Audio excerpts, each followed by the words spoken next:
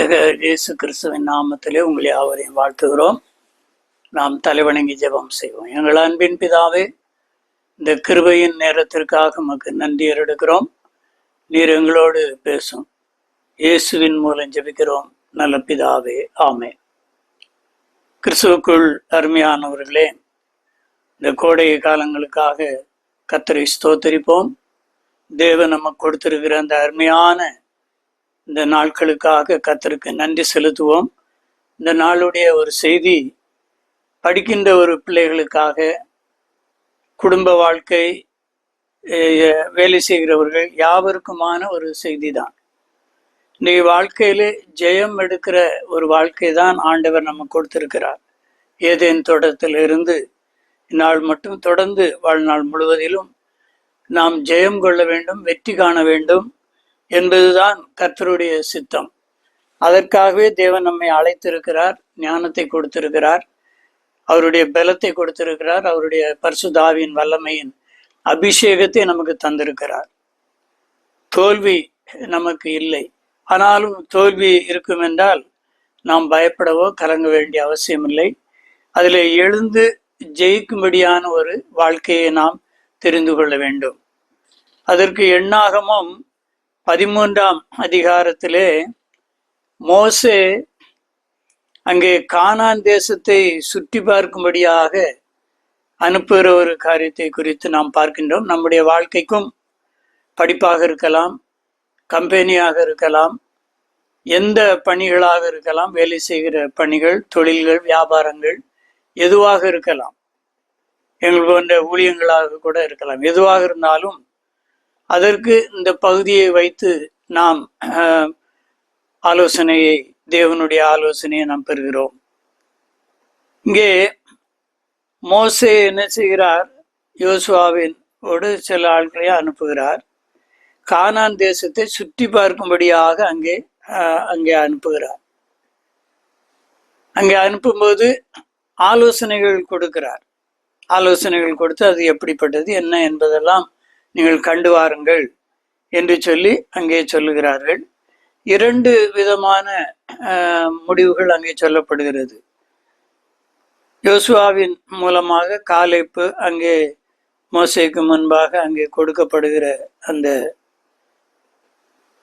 எளிதாய் ஜெயித்து கொள்ளலாம். 30 எண்ணாகமும் 13ஆம் அதிகாரம் 30ஆம் வசனத்திலே அவர்கள் சொல்லுகிறார்கள், நாம் அதை எளிதாய் ஜெயித்து கொள்ளலாம். இன்னொருவர்கள் சொல்லுகிறார்கள், அந்த ஜனங்களோடு எதிர்க்க நம்மாலே கூடாது, அவர்கள் நம்மை பார்க்கிலும் பலவான்கள். இன்றைக்கு நம்முடைய வாழ்க்கையில இதுதான். ஒன்று, எல்லாவற்றையும் நாம் ஜெயிக்கலாம், வெற்றி பெறலாம் என்பது. இன்னொன்று, அது எப்படிங்க முடியும் என்று சொல்லுகிற ஒரு வாழ்க்கை. அப்போ முதலாவது நாம் பார்க்கும்போது தோல்வியை கண்டு பயப்படக்கூடாது. தோல்வி எண்ணம் வரும்பொழுது நாம் பின்னோக்கி செல்லுவோம். மலையேறுகிறவர்களை குறித்து நீங்கள் பார்ப்பீர்கள் என்றால், அந்த மலை ஏறும் பொழுது முன்னேறி செல்ல வேண்டும், பின்னிட்டு பார்க்கக்கூடாது. தோல்வி பயம் வரும் என்றால் நாம் பின்னிட்டு பார்ப்போம் என்றால் அங்கே செல்ல முடியாது. நாங்கள் மூணார் பகுதியிலே ஊழியங்கள் செய்யும்போது அங்குள்ள ஒரு உயரமான ஒரு சிகரத்திலே ஏறும்படியான என்னுடைய வாலிப வயதிலே, அப்பொழுது நாங்கள் சென்னை வேத கல்லூரியிலே படித்து கொண்டிருக்கின்ற நாட்கள், ஊழியத்தின் காரணமாக மூணார் அந்த பகுதிகளில் எல்லாம் செல்லும்போது உயரமான ஒரு சிகரத்தின் அந்த பகுதியிலே ஏறும்படியான ஒரு வாய்ப்பு கிடைத்தது. அப்போ எங்களை வழிநடத்தி சென்றவர் சொன்னார், நாங்கள் கையில் ஒரு குச்சி வைத்து கொண்டு மலை நன்றாக உயரமாக ஏறினோம். பின்னால் என்ன செய்யக்கூடாது, ஒருபோதும் பார்க்கக்கூடாது. அப்போ நான் நன்றாக ஏறிக்கொண்டு செல்லும்போது, சரி பின்னாடி பார்த்தா என்ன செய்யும் அப்படின்னு சொல்லி நான் பின்னிட்டு பார்த்தேன்.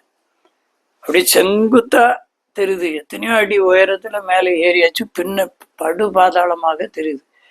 அப்படியே ஒரு ஸ்டெப்பு மேலே எடுத்து வைக்க முடியல. எங்களை அழைத்து செல்கிறவர் என்னை கூப்பிடுகிறார், வாங்க வாங்கன்னா காலெல்லாம் நடுங்குது. அந்த பின்னால பார்த்து, அப்ப இவ்வளவு பெரிய பள்ளமா, இவ்வளவு பெரிய இதா அப்படின்னு சொல்லி மேல அடுத்து ஒரு ஸ்டெப் வைக்க முடியல. அவர் அங்கே முன்னேறி செல்கிறார்கள், என்னை அழைக்கிறார், முடியல, காலெல்லாம் அப்படியே ஆடுது. இது பண்ணுது. பின்னாடி ஐயப்பா இத்தனை அடி உயரம், இவ்வளோ பெரிய பள்ளம். அங்கே தோல்வி என்பது உள்ளத்துக்குள்ளாக வந்து விட்டது. ஜெயம் காணுகிறது, கால் நடுங்கிறது. அதுக்கு பிறகு அவர் வந்து கீழே என்னிடத்துல வந்து என் கரத்தை பிடித்து அப்படியே ஸ்டெப்பு மேலே ஏற்றி பின்னால் மட்டும் பார்க்காத அப்படின்னு சொல்லி அழைத்து சென்றார். அதுக்கப்புறம் நான் வேகமாக ஏறி சென்றேன். அப்போ அந்த அவங்க அதை அடையும்படியான ஒரு வாய்ப்பு கிடைத்தது. அப்போ நான் அந்த பின்னால் பார்க்கும்போது தோல்வியை நாம் எண்ணம் நமக்குள்ளாக கொடுக்கிறது. அப்போ நம்முடைய சரீரம் இயங்காது, எண்ணங்கள் இயங்காது, செயல்படுவது இயங்காது. அப்போ தோல்வி, இன்றைக்கு நீங்கள் உங்கள் படிப்பாகட்டும், இப்பொழுது +2 எல்லாவற்றிலும் வெற்றி பெற்றிருப்பீர்கள். எதிர்காலங்கள் எந்த கல்வியிலே சேர வேண்டும், எந்த விதமான படிப்பில் சேர வேண்டும், எந்த படிப்பாக இருக்கலாம், இன்ஜினியரிங்காக இருக்கலாம், அதில் முடித்தவர்கள் கூட வேலை வாய்ப்புகள், எந்த கம்பெனியில் சேர்வது, கம்பெனியில் வேலை பார்க்கிறவர்கள், திருமணம் ஆகிய புதிதாக திருமண வாழ்க்கையிலே ஐயோ தோல்விக்குள்ளாக இருக்கிறோமே, இன்னொரு இடம் கூட வாங்கலையே, ஒரு வீடு கூட கட்டலையே, சில தோல்வி மனப்பான்மைகள், தொழில்கள், வியாபார நிலைகளையே இவ்விதமாக பின்னிட்டு பார்க்க இருக்கக்கூடாது. ஆதிகாமத்தில் கூட பார்க்கிறோம், பின்னிட்டு பார்த்ததுனாலே அவள் உப்பு தூணானாள். அப்போ பின்னிட்டு பார்க்கக்கூடாது. தோல்வி என்பது வரலாம் நம்முடைய வாழ்க்கையிலே. சிறு குழந்தைகளே நடக்கும்போது பார்ப்பீர்கள் என்றால் கீழே விழுவோம். அப்போ பெற்றோர்கள் எழுப்பி விடுவார்கள், சில நாமே எழுந்து கொள்வோம். அப்போ தோல்வி மனப்பான்மை நமக்குள்ளே ஒருபோதும் வரக்கூடாது. தோல்வி கண்டு பயப்படவே கூடாது. இங்கே கொடுக்கப்படுகிற ஆலோசனை முக்கியம். அப்போ தோல்வி, இன்னைக்கு வாழ்க்கையில தோல்விகள் வரும். நீங்கள் ஆபிரகாம் லிங்கனுடைய வாழ்க்கையிலே அவர் பல தடவை தோல்வி சந்தித்தார்.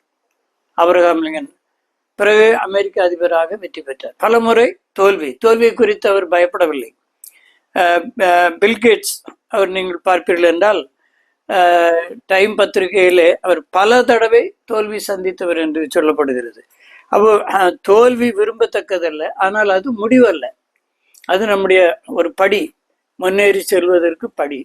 இன்றைக்கு நீங்கள் +2, 10th மற்றும் கல்லூரி படிப்புகள் எதுவாக இருக்கலாம், உயர்கல்விகள் வெற்றி பெற்றிருக்கலாம், ஒருவேளை தோல்வி கண்டிருக்கலாம். தோல்வி கண்டு பயப்படக்கூடாது. சமீபத்தில் நான் ஒரு அருமையான ஒரு செய்தி பார்த்தேன், டிவியில் செய்தியில்.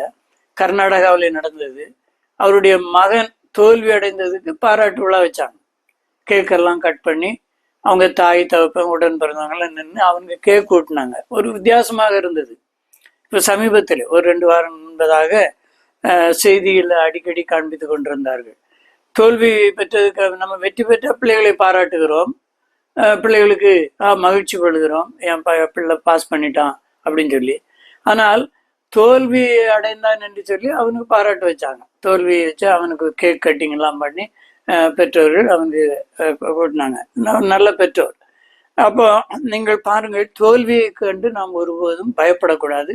தோல்வி பிள்ளைகள் அடைந்தாலும் சரி, ஒருவேளை உங்கள் குடும்ப வியாபாரத்திலும் சரி, வேலை பார்க்குற ஸ்தலத்திலும் சரி தோல்விகள் இருக்கும் என்றால் நீங்கள் அதை குறித்து பயப்படவே கூடாது.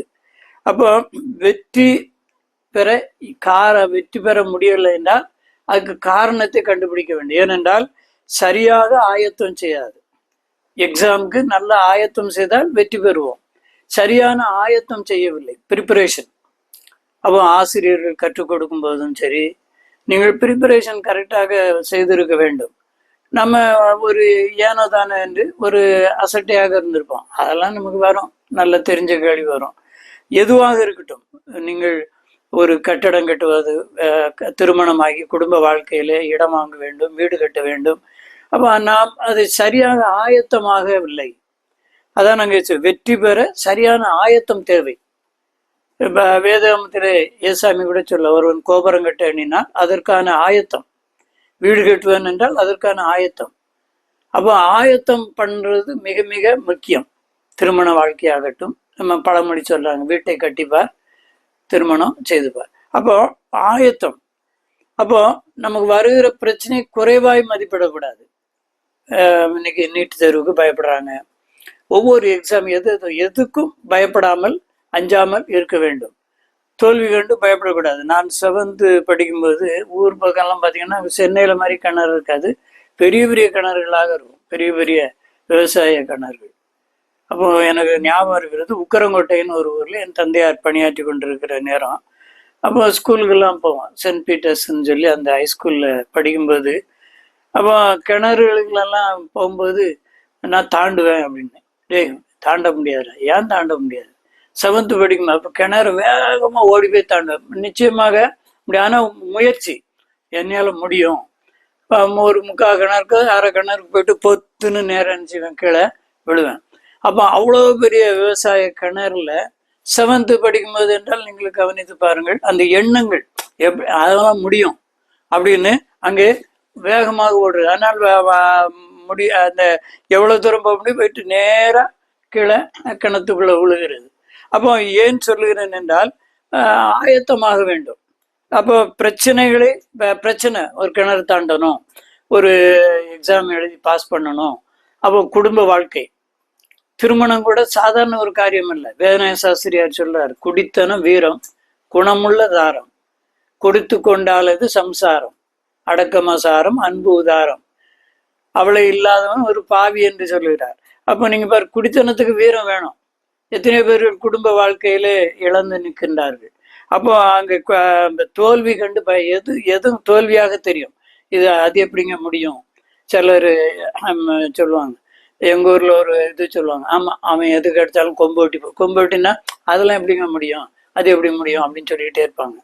நமக்கு பைபிள்ல பவுல் அருமையாக சொல்லி இருக்கிறார், என்னை பலப்படுத்துகிற கிறிஸ்துவினாலே எல்லாவற்றையும் செய்ய எனக்கு பலன் உண்டு. அப்போ நமது வாழ்க்கையில உள்ள குறைவுகள் என்ன? இப்போ மனப்பாட சக்தி சரியா மனப்பாடம் செய்ய முடியல, இல்லைன்னா புரிந்து கொள்ள முடியல, ஆசிரியர் சொல்லி விடும்போது புரிந்து கொள்ள முடியல, டியூஷன்லாம் போறீங்க. அப்போ தோல்வி, ஃபர்ஸ்ட் வெற்றி பெற வேண்டும் என்றால் தோல்விகளை கண்டு பயப்படக்கூடாது. தோல்விகள் வரலாம், தோல்விகள் வந்தால் அதுல இருந்து எழுந்து பிரயாசம். நான் சொன்ன பார்த்தீங்களா, கிணறு தாண்டணும் அப்படின்னு, அது 7th படிக்கிற டைம். அப்போ அது தாண்டக்கூடிய முயற்சி, இப்போ உயரம் தாண்டுதல், நீளம் தாண்டுதல், ஹை ஜம்ப், லாங் ஜம்ப் என்றெல்லாம் சொல்றாங்க. அப்போ அதுக்கு நீங்க என்ன பண்ணணும்? பயிற்சி எடுக்கணும், ரன்னிங் எதுவாக இருந்தாலும். அப்போ அந்த ஓட்டம் கரெக்டா இருந்ததுன்னா அங்க என்ன செய்ய முடியும்? வெற்றி பெற முடியும். அப்போ ஒவ்வொன்றுக்கும் அதற்கான இதெல்லாம் அங்கே காணப்படுகிறது. வெற்றி பெற வேண்டும் என்றால் சரியாக ஆயத்தம் பண்ண வேண்டும். பிரச்சனைகளை குறித்து அப்ப நமக்கு அதை குறைவா மதிப்பிடக்கூடாது, நமக்கு முடியாதுன்னா நினைக்கக்கூடாது. தோல்வி கண்டு எத்தனை பேர்கள் வெற்றி பெற்றிருக்கிறார்கள்.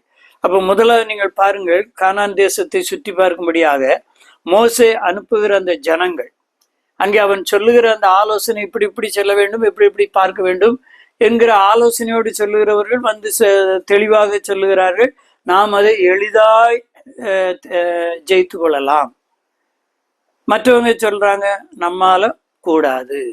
அப்ப இன்றைக்கு உங்கள் வாழ்க்கையில இந்த தேவ செய்தியை பார்த்து கொண்டிருக்கிற, கேட்டுக்கொண்டிருக்கிற மாணவர்களே, தொழிலாளர்களே, வியாபாரிகளே, உங்கள் வாழ்க்கையில வெற்றி பெறல, என் வாழ்க்கையில தோல்வியா இருக்குது, என் குடும்ப வாழ்க்கையில தோல்வி, கம்பெனியில தோல்வி, எந்த இடத்துல போனாலும் எனக்கு தோல்வின்னு நினைக்கிறீங்களா? இல்ல, ஜெயம் உண்டு, வெற்றி உண்டு. அதற்காக நீங்கள் எளிதாய் ஜெயித்து கொள்ளலாம் என்கிற வாழ்க்கை முடிவுக்கு நீங்கள் வர வேண்டும். எண்ணாகமம் 13ஆம் அதிகாரத்தை நீங்கள் வீட்டிலே சென்று வாசித்து தியானித்து பாருங்கள். வெற்றி அவர் கொடுக்கிறவர்கள். சிலர் துர்ச்செய்தியை பரப்புவாங்க. நீங்க அந்த எண்ணாகமம் 13ஆம் அதிகாரம் கடைசி வசனத்திலே பார்ப்பீர்கள் என்றால், அங்கே இஸ்ரவேல் புத்திரருக்குள்ளே தாங்கள் சுற்றி பார்த்து வந்த தேசத்தை குறித்து துர்ச்செய்தி பரம்ப செய்தார்கள். அதெல்லாம் ஜெயிக்க முடியாதுப்பா, இதுலெல்லாம் நீ சேராத, இந்த கோர்ஸ்ல சேராத, இந்த கல்லூரியில சேராத என்று உங்களுக்கு ஆலோசனை சொல்வார்கள். அப்போ தோல்வி கண்டு நீங்கள் என்ன செய்யக்கூடாது? பயப்படக்கூடாது. அப்போ வெற்றி பெற வேண்டும் என்றால் நீங்கள் 2வது செய்ய வேண்டிய ஒரு காரியம் என்ன?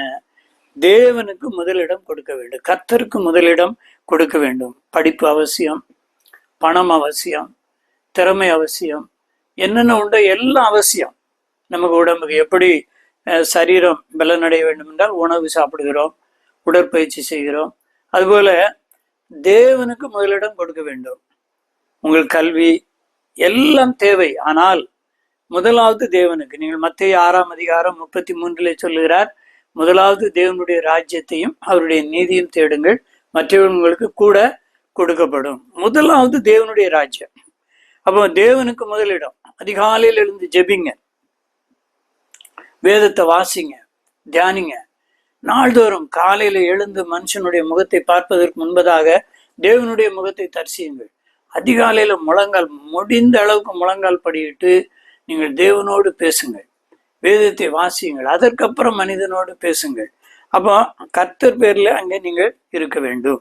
முதலாவது தேவனுடைய ராஜ்யத்தை தேடுங்க. வெற்றி பெற வேண்டும் என்றால் நீங்கள் ஆயத்தமாவதற்கு முதலாவது தேவனுடைய ராஜ்யத்தை தேட வேண்டும். சங்கீதம் 1ஆம் சங்கீதத்திலே 2ஆம் 3ஆம் வசனத்திலே சொல்லப்படுகிறது, கர்த்தருடைய வேதத்திலே இரவும் பகலும் பிரியமாயிருந்து அதன் மேல் தியானமாய் இருக்கிற மனுஷன் பாக்கியவான். அவனுக்கு எப்படி ஒப்பிடுறாரு? நீர்கால்களின் ஓரமாய் நடப்பட்டு தன் காலத்தில் கனி தந்து இலை உதிராதிருக்கிற மரத்தை போல் இருப்பான். அவன் செய்வதெல்லாம் வாய்க்கும். நீங்கள் படிக்கிறதுல வெற்றி, வேலை செய்கிற இடத்துல வெற்றி, வியாபாரம் செய்கிற இடத்துல வெற்றி, தொழில் செய்கிற இடத்துல வெற்றி. யோசேப்போடு இருந்தால் அது நிமித்தம் பார்வோன் அரண்மனை ஆசீர்வதிக்கப்பட்டது. அப்போ வெற்றி. ஆகவே நீங்கள் பாருங்க, யோசேப்பை நீங்கள் உதாரணத்துக்கு எடுத்துக்கொள்ளுங்கள். அவன் விற்கப்பட்டான், சகோதரர்களாலே குழியிலே தூக்கி போடப்பட்டான், அடிமையாக இருந்தான். அப்படிப்பட்ட அவன் அங்கு என்ன செய்தான்? உயர்ந்த ஒரு நிலைக்கு அவன் என்ன செய்தான்? சென்றான். ஆகவே நீங்கள் பாருங்கள், நீங்கள் கிமு 586 பாபிலோனிலே தானியேல் என்ன செய்கிறான்? அடிமையாக கொண்டு போகப்படுகிறான். நீங்கள் யோசேப்பாக இருக்கட்டும், தானியேலாக இருக்கட்டும், அடிமையாக கொண்டு போகப்பட்டவர்கள். ஆனால் ராஜ்யத்தை ஆளுகிறவர்களாக வந்தார்கள், ஆலோசனை கொடுக்கிறவர்களாக வந்தார்கள், ஜெயம் கண்டார்கள். தானியேலின் காரியம் தருகிற எல்லா ராஜாவின் காலங்களிலே அவன் காரியம் ஜெயமாயிருந்தது. அப்ப தோல்வியை குறித்து நீங்கள் பயப்பட தேவையில்லை. வெற்றி பெற வேண்டும் என்றால் தேவனுக்கு முதலிடம் கொடுங்கள்.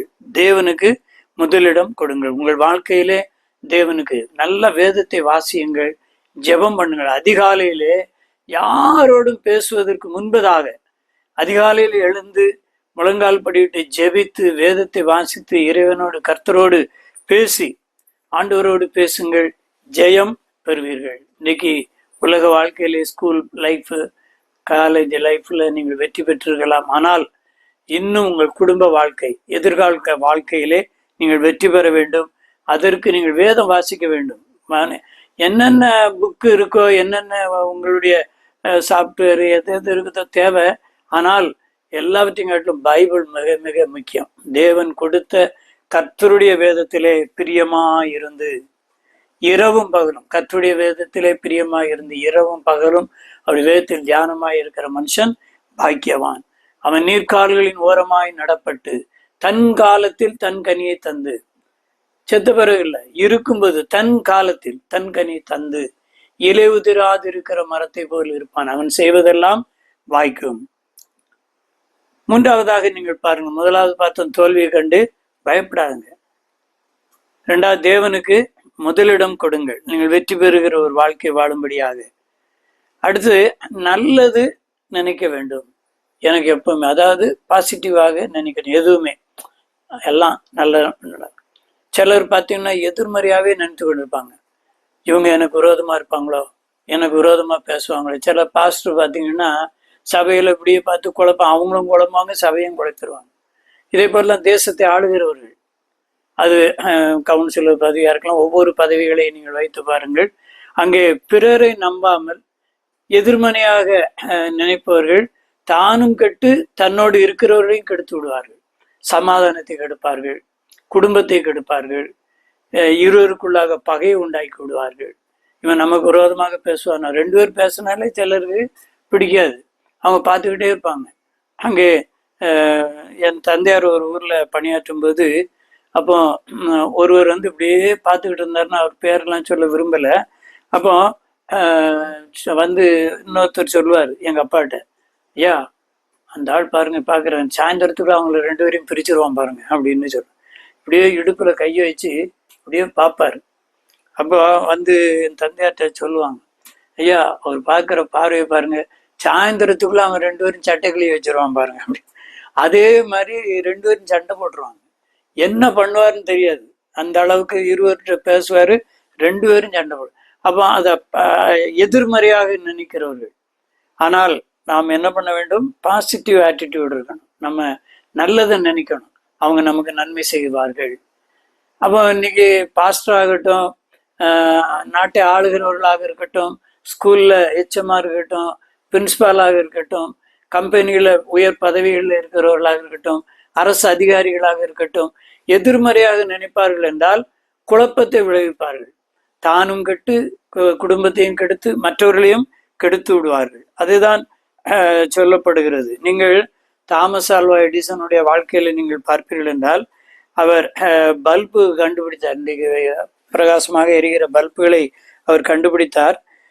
எத்தனையோ முறை அவர் என்ன செய்தார்? தோல்வி கண்டார். அவர் தோல்வி கண்டார். எல்லாரும் அவரை கிண்டல் பண்ணாங்க. அப்போ கேஸ் லைட்டு தான் கண்டுபிடிக்கப்பட்டு, ஒவ்வொரு விளக்காக கண்டுபிடி கேஸ் லைட். அப்போ எல்லாம் அவரை பார்த்து கிண்டல் பண்ண, நமக்கு கேஸ் லைட்டு தான், இது உமக்கு தெரியாதா அப்படின்னு சொல்லி அவரை கிண்டல் செய்தாங்க. ஏன்னா வரிசையா ஒவ்வொரு விளக்குகள், மண்ணெண்ணெய் விளக்கு, அந்த விளக்குன்னு வந்து கடைசியில் கேஸ் லைட். அப்போ அவரை பார்த்து கிண்டல் பண்ணாங்க. கேஸ் லைட்டு தான் நமக்கு, இது கூட உமக்கு தெரியாதா அப்படின்னு சொல்லி கிண்டல் பண்ணாங்க. 6000 முறை அவர் முயற்சி செய்தார் என்று சொல்லப்படுகிறது. அப்போ நம்ம எதை குறித்தும் பாசிட்டிவாக எண்ண வேண்டும். உங்கள் வாழ்க்கையிலே இன்றைக்கு மாணவர்களாக இருக்கிறவர்கள், தொழில் புரிய யாராக நீங்கள் இருப்பீர்கள் என்றால், கர்த்தருக்குள்ளாக நீங்கள் என்ன செய்யுங்கள்? வேதத்து அதுதான் எண்ணாகமம் இன்னைக்கு 13ஆம் அதிகாரம் உங்களுக்கு எடுத்திருக்கிறேன். என்ன அருமையா அதில் ஆலோசனை சொல்றாரு பாருங்க மோசே. அந்த மலை மேல நீங்க போய் ஏறி, அந்த தேசம் எப்படிப்பட்டது, குடியிருக்கிற ஜனங்கள் பலவான்களா பலவீனர்களா, கொஞ்சம் பேரா அநேகம் பேரா, அங்க குடியிருக்கிற தேசம் எப்படிப்பட்டது, நல்லதா கெட்டதா, அந்த பட்டணங்கள் எப்படிப்பட்டது, அவர்கள் கூடாரங்களில் வாசிக்கிறவர்களா கோட்டைகளில் வசிக்கிறவர்களா, நிலம் எப்படிப்பட்டது. அப்போ அங்க ஒன்னொன்னு சொல்லுகிற, இழப்பமானதா, விருட்சங்கள் உண்டா, என்னென்ன உண்டோ அப்படின்னா அதனுடைய கனிகளை நீங்க என்ன செய்யுங்க? கொண்டு வாங்க. அவங்களோட ஆட்கள் எப்படிப்பட்டவர்கள், அப்போ பலவான்களா பலவீன, அப்போ இவ்வளவும் ஆலோசனை கொடுத்து அங்கே கொண்டு செல்லுகிறார். அப்ப இதெல்லாம் கேட்டுட்டு தான் அங்க போறாங்க. இவங்க எல்லாம் 40 நாள் சென்று என்ன பண்றாங்க? திரும்புறாங்க. திரும்பி அங்கே வந்து மோசே இடத்துல வந்து சொல்றாங்க, நாங்க அங்க போய் பார்த்தோம், நீர் அனுப்பின தேசம் நாங்க போய் வந்தோம், பாலும் தேனும் ஓடுகிற தேசம்தான் இது, அதனுடைய கனி அப்படின்னு சொல்லி கொடுக்குறாங்க. அப்ப அந்த தேசத்துல குடியிருக்கிற ஜனங்கள் பலவான்கள், பட்டணங்கள் அரணிப்பானவிகள். அப்போ ஒவ்வொரு இன்னாரெல்லாம் வாழ்றாங்க. அமலேக்கியர் வாழ்றாங்க, ஏத்தியர் வாழ்றாங்க, எமோரியர் வாழ்றார்கள், கானானியர், கடல் அருகே மலை அருகே யார் யாரெல்லாம் வாழ்றாங்க. அப்பொழுது காலேப்பு மோசேக்கு முன்பாக ஜனங்களை அமர்த்தி அப்போ சொல்றாரு, அதை சுதந்திரித்து கொள்வோம், நாம் அதை எளிதாய் ஜெயித்து கொள்வோம். அவனோடு கூட போய் வந்த ஆட்கள் சொல்றாங்க, ஒரு சிலர், அவங்க என்ன சொல்றாங்க? அந்த ஜனங்களோட எதிர்க்க நம்மாலே கூடாது, நம்மை பார்க்கிலும் பலவான்கள். இவங்க சொன்னாங்க அந்த ஜனங்கள் பலவான்கள் தான். ஆனா தோல்வியில உள்ளவன் சொல்றான், ஐயோ நம்ம பாக்கும் பெரிய ஆள் பாவங்க, பலவான்கள்ப்பா, வெற்றி பெறுவோம் என்று சொல்றவங்க தைரியமா, அவங்க பலவான்கள் தான், ஆனா நாம் ஜெயித்து கொள்வோம், எளிதாய் ஜெயித்து கொள்வோம் சொல்றாங்க. ஆனால் தோல்வியில இருக்கிறவங்க என்ன சொன்னாங்க? ஐயோ அவங்க நம்மை பார்க்கிலும் பெரிய பலவான்கள். அதோடு மட்டுமல்ல, அங்க அவங்கள சொல்றாங்க பாருங்க, நாங்கள் எங்கள் பார்வைக்கு வெட்டுக்கிளியை போல இருந்தோம். அவங்க ராட்சசர்கள், நாங்கள் வெட்டுக்கிளியை போல இருந்தோம். அப்ப அங்க சொல்ற ஆட்களுடைய நிலைகள் இன்றைக்கு உங்களை பார்த்து சிலர் சொல்லலாம். ஆலோசனைகள் நீங்கள் மிக மிக முக்கியம். நீங்கள் கொடுக்கப்படுகிற ஆலோசனை நீங்கள் எளிதாய் வெற்றி பெறுகிறவர்களாக இருக்க வேண்டும். அப்போ அங்கே ஈஸியா அங்கே சொல்லலாம். 12 பேர்ல அவங்க அனுப்பின 12 பேர்ல 10 பேர் என்ன சொல்றான்? பாலுந்தேனு ஓடுற தேசம், பலவான்கள், நம்மால் எதிர்க்க கூடாது. ஆனா 2 பேர் மட்டும் என்ன பண்றாங்க? காலேப்பும் யோசுவாவும் எளிதாய் ஜெயித்து விடலாம். இன்றைக்கு உங்களுக்கு ஆலோசனை கொடுக்கிறது யார்? நீங்கள் வெற்றி பெற்றிருக்கிற நீங்கள், உங்களுக்கு ஆலோசனை சொல்லுகிறவர்கள் யார்? ஆகவே நீங்கள் உங்கள் வாழ்க்கையிலே வெற்றி பெற ஆலோசனைகளை நீங்கள் கடைபிடியுங்கள். நல்ல ஆலோசனைகள். மோசே யாத்ராகமம் 18-19 மோசே அவங்களுடைய மாமன் அருமையான ஒரு ஆலோசனை கொடுத்தார். தானியேல் 4ஆம் அதிகாரம் 27 அங்கே நேபுகாத்நேச்சார் அருமையான ஒரு ஆலோசனை சொன்னார். இன்னைக்கு நாமும் நல்ல ஆலோசனை கேட்கிறவர்களாக இருக்க வேண்டும். இன்னைக்கு நீங்களும் உங்கள் வாழ்க்கையிலே நேரத்தை சரியாக கடைபிடிக்கணும். வெற்றி பெற வேண்டும் என்றால் காலையில் எழும்ப வேண்டும். நேரத்தை சரியாக, பள்ளிக்கு செல்வதாக இருந்தாலும், கல்லூரிகள் எங்கு செல்வதாக இருந்தாலும், ஆலயத்திற்கு செல்வதாக இருந்தாலும், கர்த்தருடைய நேரம் எதுவாக இருந்தாலும் நேரத்தை நீங்கள் சரியாக என்ன செய்ய வேண்டும்? கடைபிடிக்க வேண்டும். பிரசங்கின் புத்தகம் 3ஆம் அதிகாரம் 11ஆம் வசனத்திலே சொல்லுகிறார், அவர் சகலத்தையும் அதனதன் காலத்திலே நேர்த்தியாய் செய்திருக்கிறார். எல்லாவற்றையும் நேர்த்தியாய் செய்திருக்கிறார். நீங்கள் தாயின் கருவிலே உருவாகும் முன்னே உங்களை வெற்றியுள்ள ஒரு வாழ்க்கை வாழும்படியாக.